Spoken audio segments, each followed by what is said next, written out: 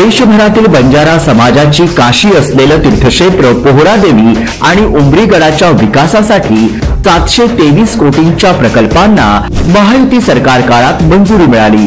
काँग्रेसच्या काळात जी विकासाची स्वप्न अपूर्ण राहिली ती महायुतीनं वास्तवात आणली आहेत।